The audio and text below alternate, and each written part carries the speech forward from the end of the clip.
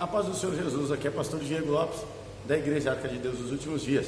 Então, amados irmãos, a salvação nossa é pela graça, sim, a salvação vem pela graça.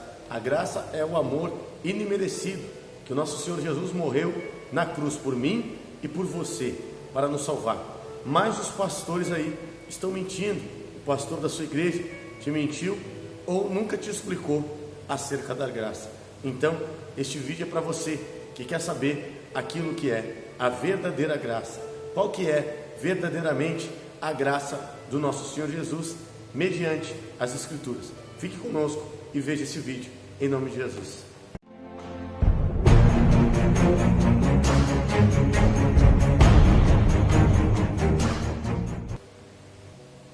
Se nós somos salvos, então, mediante a graça, Jesus Cristo, Ele já fez tudo na cruz do Calvário, e eu não preciso mais fazer nada, eu não preciso mais buscar a Deus, não preciso jejuar, não preciso ir na igreja, não preciso fazer obra nenhuma, porque a salvação é pela graça. Então Jesus, Ele disse que já estava consumado. Isso é o que ensina em muitas igrejas, até mesmo diversos líderes religiosos ensinam isso para as pessoas, que Deus quer só o coração, que nós somos salvos pela graça. Mas sim, todos nós sabemos que somos salvos pela graça, mas é necessário nós entender o que é graça. Então neste vídeo eu estarei explicando biblicamente e com discernimento do Espírito, mostrando para você o que é verdadeiramente a graça. Qual que é a graça que nos salva? Qual que é a graça que vai nos levar para o céu? Porque nós precisamos entender, sim, porque Jesus, Ele morreu na cruz do Calvário, mas ainda tem pessoas indo para o inferno, pessoas que estão roubando, que estão mentindo. Então agora nós temos que entender que a graça é aquilo que Jesus Cristo fez por mim e por você, que eu não merecia, que você não merecia o céu, nós não somos dignos do céu.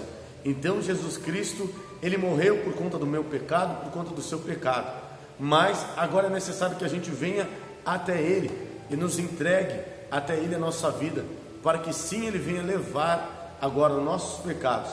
Todo aquele que não se entrega a Jesus, todo aquele que não confessa Jesus, todo aquele que não para de roubar, de mentir, de fofocar, de dar falso testemunho perante o seu irmão, esse não alcança a salvação.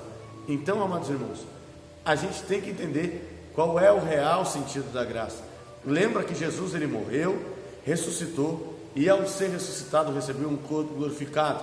Então Ele arrebatou ao céu o seu servo João, e depois de arrebatar ao céu o seu servo João, Ele pediu para que a igreja viesse se arrepender. Veja que então, agora necessitamos se arrepender para ser salvo. Jesus, depois da sua ascensão, depois de ressuscitado, escreveu a carta às 7 igrejas, dizendo que a igreja necessitava se arrepender daquelas obras, que eram obras que não iriam levar eles para o céu. Então nós também entendemos que Jesus Cristo disse em Mateus 7:21, que todo aquele que não pratica as boas obras, esse não edificou a sua casa na rocha, não edificou a sua casa em Cristo, que é a rocha. E então, naquele dia dirão: expulsamos demônios em seu nome, fizemos milagres, maravilhas. E ele dirá: aparta-se de mim, vós que praticas a iniquidade. Então, amados irmãos, não adianta continuar vivendo uma vida de pecado, não adianta continuar vivendo uma vida de erro, uma vida no erro, uma vida na mentira e pensando que vai se salvar. Não, a graça, ela nos transforma. Quando a gente vê que Jesus fez algo maravilhoso para nos salvar, a gente faz algo para Ele, ao ponto que é um amor recíproco, ao ponto que é um amor verdadeiro, um amor que entende que tudo aquilo que Ele sofreu foi por nós. Então é necessário que a gente também venha sofrer por amor a Cristo. Então vamos entender o que é verdadeiramente a verdadeira graça. Vamos entender. Amados irmãos, eu quero deixar bem claro para você que, para a gente entender a graça, o que ela simboliza, o que ela se entende pelas Escrituras, também eu vou falar para vocês aqui uma parábola para vocês entenderem. Você foi convidado aí para ser participante de um casamento. Então um familiar seu, um parente, um irmão na igreja, ele veio e te convidou para você participar de graça daquele casamento.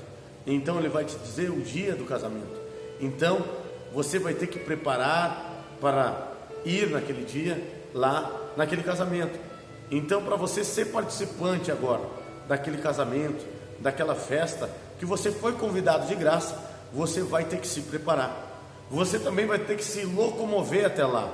Você vai ter que pegar um carro, vai ter que pegar um táxi, vai ter que pegar um ônibus. Você vai ter que se dirigir até o local da festa.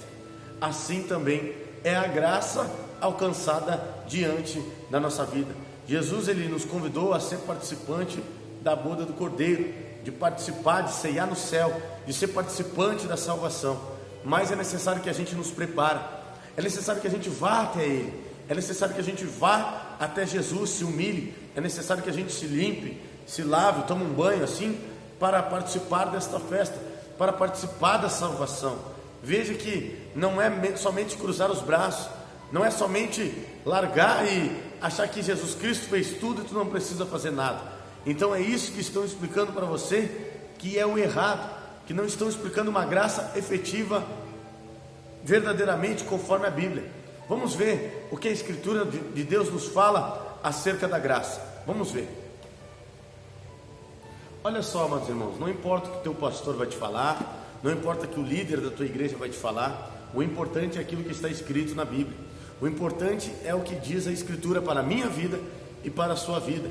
Então, apóstolo Pedro, ele vai escrever em uma das suas cartas, na primeira carta aí de Pedro, capítulo de número 1, versículo de número 13, abra a sua Bíblia, veja a sua Bíblia, leia junto comigo, para que você venha entender, porque este ensino é importante para que você venha analisar a sua salvação. Todos nós sim somos salvos pela graça, mas nós temos que entender o que é a graça, o que é verdadeiramente a graça que nos salva. Então Pedro, ele escreveu isso para que a gente viesse entender e analisar a Escritura, a Bíblia. A palavra de Deus vai nos dizer que, conhecendo a verdade vai nos libertar. A verdade é Cristo. E como que a gente vai conhecer a verdade? Através da palavra de Deus. A gente só conhece Jesus, só conhece a verdade através da Bíblia, através da Santa e Divina Escritura, porque Jesus Cristo, ele é a palavra. Então por isso que o diabo não quer que as pessoas leiam a Bíblia, meditam nas Escrituras. Vamos ver o que diz lá. Pedro vai dizer na carta de 1 Pedro, capítulo de número 1, versículo de número 3, portanto, estando com a mente preparada, sede sóbrios e esperai inteiramente na graça que vos oferece na revelação de Cristo. Versículo de número 14, como filhos obedientes. Olha aí, Pedro está dizendo agora para a gente esperar na graça, mas como filhos obedientes. Então aquele que desobedece não está esperando na graça. Aquele que mente, que fofoca, que não obedece à palavra de Deus, não está em Cristo. Jesus Cristo, ele disse: todo aquele que está em mim, está na minha palavra, esse verdadeiramente está em mim. Aquele que está na minha palavra, que vive conforme a minha palavra. Então esse é participante da graça. Lembra que a gente falou acerca do casamento? Todos nós fomos convidados para participar naquele casamento, mas temos que nos preparar, e uma da preparação é a obediência. Como filhos obedientes, e não vos conformeis com as concupiscências que antes tinhais em vossa ignorância. Versículo 15, antes porém, contudo, como é santo aquele que vos chamou, sede vós também santos em todo o vosso procedimento. Veja que Pedro está dizendo para a gente não se conformar da maneira que a gente vivia. Antigamente a gente roubava, a gente mentia, antigamente a gente fumava, a gente cheirava, usava droga, fofocava. Então Pedro está dizendo para a gente não se conformar da maneira que a gente vivia antes, porque agora nós somos participantes da graça. Agora a gente foi convidado para participar do casamento, agora a gente foi convidado para participar da salvação. Então todo aquele que agora foi convidado por Cristo anda conforme o seu estatuto e o seu mandamento. Por isso que a Bíblia vai nos dizer que muitos são chamados e poucos são o quê? Os escolhidos. Ele chama todo mundo para participar desta festa. Então pense aí em alguém que te convidou de graça para participar de um casamento, e aí não são todos os convidados que vão. porque poucos querem se dirigir até Ele, poucos querem ir até Cristo. Veja que diz aqui, no versículo 15, ele diz para a gente ser santo, assim como que ele é santo. Então, nós temos que se santificar, para ser participante da graça de Deus. Sem santificação, jamais veremos a face de Deus. E o que é a santificação? A santificação, ela tira o mundo de nós. A conversão, a gente muda o caminho que a gente estava andando. A gente andava antes num caminho de perdição, da droga, no caminho do mundo. Então a gente viu que aquele caminho não era bom. A gente se converteu, deu a volta. Sabe quando você está indo numa viagem e você vê que errou a rua? Então é necessário que você volte e retorne para começar aquela viagem novamente. Assim é a conversão. Você estava andando num caminho ruim, você estava andando num caminho errado, então agora você se converteu, mudou o seu caminho, saiu daquela direção, então você se converteu. E agora Jesus Cristo ele vai dizer que também que é necessário se converter e ser como uma criança. É necessário então agora nós, além de se converter, tirar as práticas que nós estávamos no mundo. Veja que a gente mudou o caminho, mas ainda o caráter que a gente tinha antes, que a gente roubava, que a gente mentia, ainda está dentro de nós. Então agora o Espírito Santo vem para nos santificar, para nos tirar aquilo que a gente fazia, as práticas, porque a gente veio do mundo, mas o mundo ainda está dentro de nós. A gente veio para a igreja, mas o mundo está dentro de nós. É necessário que a gente tire agora as coisas ruins que aprendemos durante todo aquele caminho que a gente passou. Veja que a gente passou por uma longa viagem nesse mundo, uma longa jornada, aprendendo coisas que não eram de Deus. Aprendemos a fumar, aprendemos a mentir, aprendemos a roubar, aprendemos a fofocar, aprendemos a fazer diversas coisas que não eram de Deus. Agora é necessário que a gente nos limpe daquilo ali, que a gente venha nos santificar, que a gente venha nos purificar, para ser participante da graça de Deus, para ser participante desse casamento. Então a graça, ela nada mais, nada menos do que um convite que Jesus Cristo fez por nós. Ele morreu, pagou o casamento, pagou a nossa salvação, e agora Ele está nos convidando a participar da salvação. Mas agora, para você ser participante dessa salvação, você tem que se santificar, tem que se limpar. Ele está te dando um convite, mas para entrar no céu tem que ter a santificação. Então Ele está te convidando. Veja, amados irmãos, que nós temos que entender uma coisa, que vai dizer aqui no versículo de número 16, pois está escrito, sede santo, porque eu sou santo. Veja, amados irmãos, que Pedro ele está dizendo para a gente ser santo, porque Deus ele é santo. Então, sem santificação jamais vamos ver a Deus. Então essa aí é um dos estágios da graça, a gente entender que a gente, para participar agora, a gente tem que vir como está, mas temos que nos limpar. É de graça. Tudo que Deus ele pede para nós não tem preço, a gente não paga dinheiro, não tem salário. Tudo que Deus pede para nós não é impossível. Deus ele pede para que você venha orar, para que você venha jejuar, para que o Espírito Santo de Deus trabalhe em ti. E Ele enviou também o Espírito Santo de Deus para a nossa vida de graça. A Escritura, a palavra, ela é de graça, ela é gratuita para nós. Jesus morreu gratuitamente, Deus enviou o seu Filho gratuitamente. Essa é a graça, para que a gente fosse participante agora desta graça. Veja que Noé também ele foi salvo pela graça, porque Deus achou graça em Noé. Ele viu que no meio de uma população pecaminosa tinha um homem ali que ele se agradou. Então a graça é Deus se agradar de ti. A verdadeira graça é Deus está se agradando daquilo que você está fazendo. Isso daí é a graça. Certamente você olhou alguém aí na rua, no seu trabalho, alguém viu, nossa, eu achei graça naquela pessoa. Aquela pessoa ali eu achei graça nela. Então você se agradou dela. A graça é nada mais, nada menos de que Deus se agradar da nossa busca. A graça é nada mais, nada menos do que Deus está se agradando daquilo que você está fazendo. A graça é nada mais, nada menos do que Deus ir com a sua cara, em que Deus se agradar daquilo que você está fazendo, se agradar daquilo que você fez. Veja que Deus olhou do céu e disse: esse é o meu filho amado, o qual eu me agrado, o qual eu me comprazo. Então Deus se agradou de Jesus. A Bíblia vai nos dizer mais que Deus agradou em moê-lo por conta das nossas transgressões. Então Deus se agradou da obra de Cristo. Então isso é verdadeiramente a verdadeira graça. Mas Deus não se agrada do pecado, Deus não se agrada daquele que não se esforça, porque o reino dos céus é tomado por esforço e por perseverança. Deus ele não se agrada da pessoa que não tem vida com Ele. Deus ele não se agrada da pessoa que não tem vida com oração. Então esse não é participante da graça de Deus. Então veja que Deus tem que achar graça em ti.